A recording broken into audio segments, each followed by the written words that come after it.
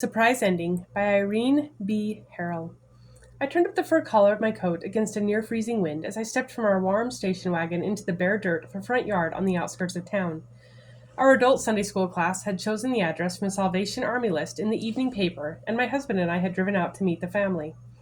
The idea was to find out their immediate needs so that we could provide a Merry Christmas for them, and then, more important, to work with them throughout the year to try to make a real difference, a Christian difference, in their lives. We had asked God to guide us to the right family, but now it looked as though the house we had chosen was going to be empty. No smoke came from the chimney, and in the front door there was only a hole where a knob and a lock might have been, once. But when we knocked, the rag of the curtain of the window moved and a small face peered out. A minute passed, and then the door was opened by a boy about 8 years old. "Hello," I said. "Is your mother home?" "Mama's not home," he announced gravely. "She's working." "Well, is any grown-ups here with you?" He shook his head. "Let's step in for a minute," my husband suggested. "The house will get cold with the door standing open." The boy moved shyly back and we entered the tiny room. I'll never forget what we saw. There was a bed, sagging to the floor, the mattress oozing stuffing. No sheets, no blankets. A Bible lay beside a small chest of drawers in the corner. The stove used for heat was icy cold. The boy who had let us in now stood protectively between two smaller children, a boy and a girl. Her oversized slacks were held together by a safety pin. All three youngsters were barefoot. And there was a baby. He was lying on what had once been an upholstered chair. He was wearing a remnant of an undershirt and a diaper that hadn't been changed for a long time. I thought of my own warmly dressed children and my baby in her lovely birch crib with its white, clean sheets, and I started to cry. I'd never really seen poverty before. That afternoon we went back with blankets, shoes, diapers, food, and clothes. Again, the mother was not there. The next day we finally found the mother at home. Her name was Virginia, and the children, in order of age, were Arthur Lee, Violet, Danny, and the baby, David Ray. Virginia was a tiny woman. She answered our questions quietly and wasn't offended that we had come to help. What did she need most? A refrigerator, so that the baby's milk wouldn't sour. The class found a refrigerator, a bed, a crib, several chairs, sheets, and more blankets. On Christmas, there were toys for the children and clothes and food for everyone. The wood stove was replaced by an oil heater that would not go out while the mother was away.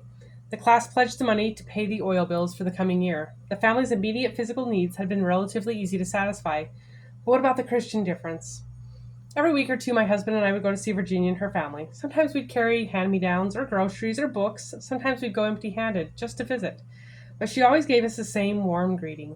I remember the pride with which she invited me to sit down. She hadn't been able to exercise that kind of courtesy before, when she had no chairs.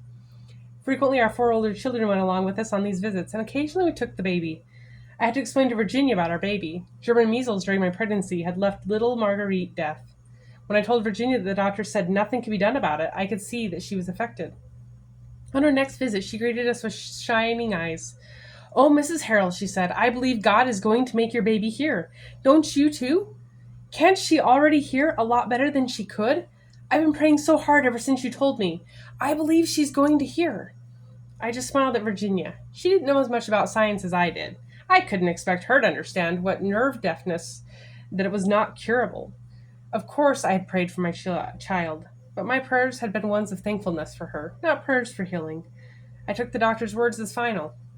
Marguerite was almost a year old when we first noticed a change in her. For a while we couldn't believe it ourselves, but at last we became convinced that she really was hearing certain loud sounds. When we took her back to the hearing clinic for testing, there was no doubt about it. Our daughter, whose nerve deafness had been pronounced complete and incurable, had begun to hear. In 4 short months, her diagnosis had changed from profoundly deaf to moderately to severely hard of hearing. The doctors were amazed, but Virginia wasn't even surprised. "God did it, Mrs. Harrell," she said. "I'm going to keep on praying for the baby." "Yes," I whispered. "Please keep praying. Don't ever stop." It worked, you see, our Christmas project. It even accomplished the Christian difference. Of course, the difference was in our lives, not Virginia's. But then we'd ask God to guide us to the poor, and He generally knows where they are.